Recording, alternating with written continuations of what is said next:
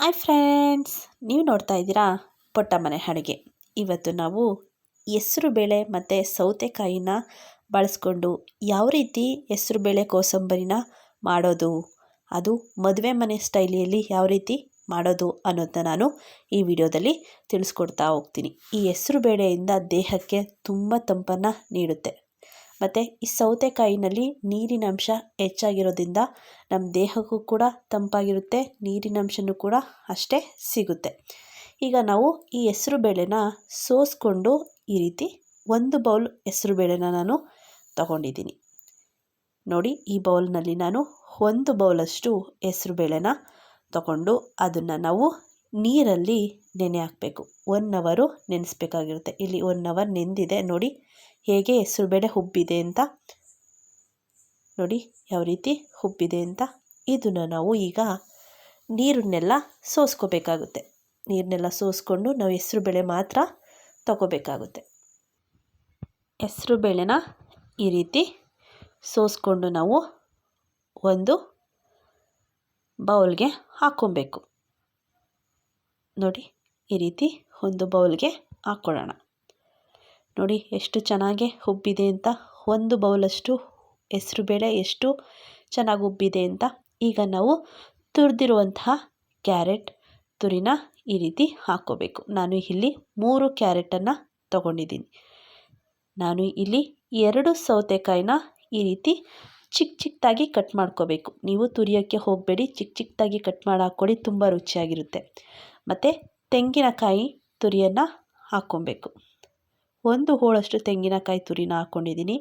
ಸ್ವಲ್ಪ ಕೊತ್ತಂಬರಿ ಸೊಪ್ಪು, ನೋಡಿ ಇಷ್ಟು ಕೊತ್ತಂಬರಿ ಸೊಪ್ಪು ಹಾಕ್ಕೊಂಡು ನಾವು ಈಗ ಸ್ವಲ್ಪ ಒಗ್ಗರಣೆಗೆ ರೆಡಿ ಮಾಡ್ಕೊಳ್ಳೋಣ. ಈಗ 1 ಸ್ಪೂನಷ್ಟು ಎಣ್ಣೆನ ಹಾಕಿ ಅದಕ್ಕೆ ಕಾದ್ಮೇಲೆ ಸಾಸಿವೆನ ಹಾಕ್ಕೊಳ್ಳಿ.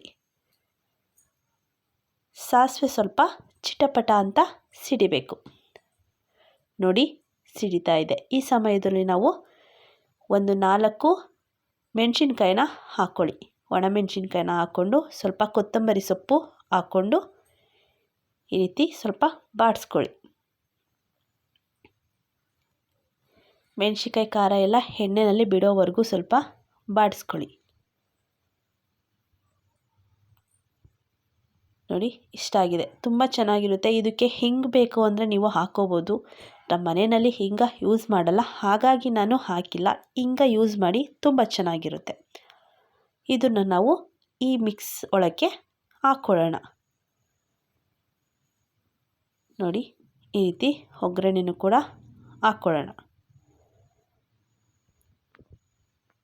ಈಗ ನಾವು ಇಷ್ಟೆಲ್ಲ ಹಾಕ್ಕೊಂಡ್ಮೇಲೆ ಮತ್ತೆ ನಾವು ಇಲ್ಲಿ ಪೆಪ್ಪರ್ ಪೌಡರ್, ಖಾರಕ್ಕೋಸ್ಕರ ಪೆಪ್ಪರ್ ಪೌಡರ್ನ ನಾನು 2 ಸ್ಪೂನಷ್ಟು ಪೆಪ್ಪರ್ ಪೌಡರ್ನ ಹಾಕೋತಾ ಇದ್ದೀನಿ. ನಿಮಗೆ ಖಾರ ಎಷ್ಟು ಬೇಕೋ ಅಷ್ಟು ಹಾಕ್ಕೊಳ್ಳಿ.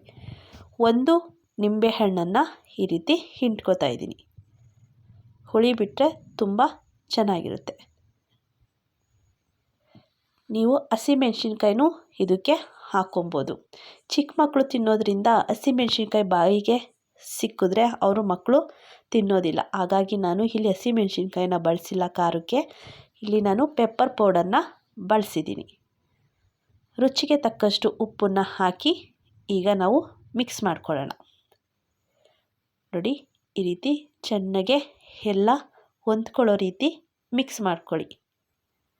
ತುಂಬ ಚೆನ್ನಾಗಿರುತ್ತೆ. ನೋಡಿ ಪಟಾಪಟ್ಟಂತಹ ಮದುವೆ ಮನೆ ಶೈಲಿಯಲ್ಲಿ ಹೆಸರುಬೇಳೆ ಸೌತೆಕಾಯಿ ಕೋಸಂಬರಿ ರೆಡಿ ಆಯಿತು ಫ್ರೆಂಡ್ಸ್. ಇಷ್ಟ ಆದರೆ ಲೈಕ್ ಮಾಡಿ, ನಿಮ್ಮ ಫ್ರೆಂಡ್ಸ್ಗೂ ಫ್ಯಾಮಿಲಿ ಮೆಂಬರ್ಸ್ಗೂ ಶೇರ್ ಮಾಡಿ ಫ್ರೆಂಡ್ಸ್.